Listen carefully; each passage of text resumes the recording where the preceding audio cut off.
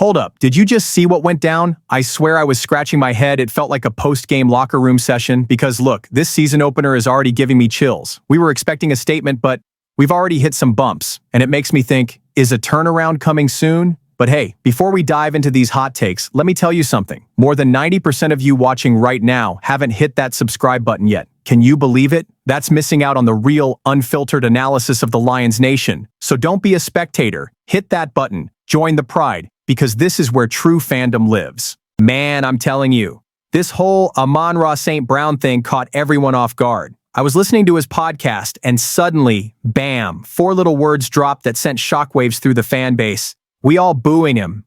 You know that feeling when you hear something and it gives you goosebumps? That's what it was, and it's not just playful banter, it carries weight. First, let's set the scene. The season kicked off with that gut punch against the Packers. The painful 13-27 loss left everyone questioning everything. We wanted to see a strong start, but the truth is, we dropped the ball on the basics. And who's up next? The Chicago Bears, right here at Ford Field, led by the guy who built our offensive powerhouse last year. Ben Johnson, now in a new uniform, calling the plays for the Bears. Destiny has a funny way of working, right? St. Brown, who isn't usually one for smack talk, decided to send a message. He said week 2 is going to be electric, the atmosphere will be insane, and when Johnson steps onto the field, he's going to hear the boos. We all booing him. It was a direct shot. Honestly, I took it as a mix of a warning and a challenge. Like, brother, there's no easy way out here. And he wasn't alone. Rome Odunze, the Bears wide receiver, was on the podcast and confirmed Johnson is confident, saying the game is going to be lit. So, here's the spice. On one side, an ex-coordinator who knows our playbook by heart. On the other, our own locker room leader of a wide receiver, guaranteeing Johnson will get a villain's welcome. Dan Campbell didn't pull any punches either. He said the key is getting back to fundamentals, to the basics, because seriously, how do we mess up on the simple stuff after being the most feared offense in 2024? Campbell said we have to go back to square one. Block better, run better, stop trying to get cute. Because if you can't master the fundamentals, you're done. And I'm with him. This reunion with Johnson is like a family feud. Everyone knows the other's habits. He knows our weapons. We know what he likes to call. It's going to be a pure chess match. But there's more to it. Johnson left Detroit at our peak, went to the Bears to be the guy, and now he has to prove himself against the very team that launched his career. For the Lions Nation, it's a game of honor. It's not just another tally in the win column. It's about showing that we're still strong, even without him. I expect the atmosphere to be absolutely insane, with heavy boos and the whole crowd pushing us forward. Because if there's a game to show Ford Field is a fortress, it's this one. Now hold on to your hats. If St. Brown's trash talk got to Johnson, imagine the impact on the Bears locker room. So, check out the mess that just landed in Campbell's lap. We lost Jamarco Jones, who had locked down the 3rd tackle spot after a tough battle with Dan Skipper. The guy gets hurt in practice even before the opener and is headed to the IR. Season over for him. I gotta ask you, can you believe this kind of bad luck right at the start? But the front office didn't just sit there. In the same breath, they announced the arrival of a giant, Devin Cochran, formerly of the Bengals. The guy is 6'7", my friend, a walking wall. Of course, he's not going to be a starter, at least not yet, but he brings depth, which we desperately needed. Think about it. An offensive line is like a chain, and if one link breaks, you're screwed. Cochran is here to be that insurance policy against disaster. And the media is already buzzing with analysis. John Sheeran, who covers the Bengals, said Cochran showed some flashes in 9 games last season, one of them as a starter. He's no Pro Bowler, but as an emergency option, he gets the job done.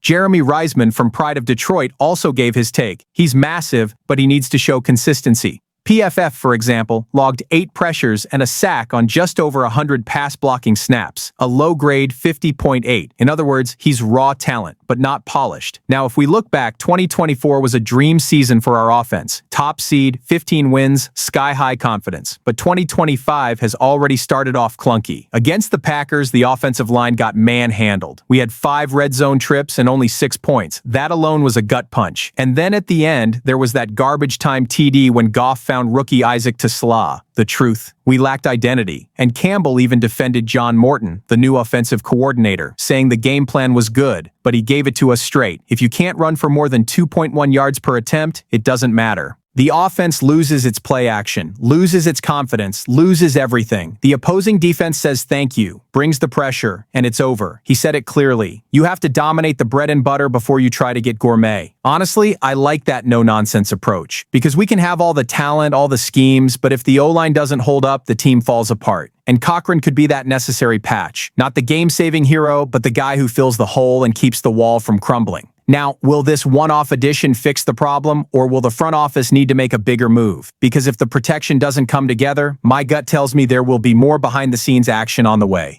Man, this one right here starts with the scent of a hot rumor from the inside. There's some serious action happening on the trade market, and the Detroit Lions are right in the mix. Trey Hendrickson, an elite pass rusher from the Bengals, is on the radar, and, according to DraftKings odds, we're listed as the third most likely destination. This isn't just some wild speculation. This is serious stuff that could change the face of our defense. Look at the situation. The Bengals are the favorites to keep him, obviously, but the buzz is that they're looking to trade, and they're asking for a lot, believe me. They want a young defensive player and a 2026 first-round pick. Not to mention whoever gets him will have to pay a fat contract, easily over $30 million a year. It's a lot of money, a lot of risk, but also a ton of talent.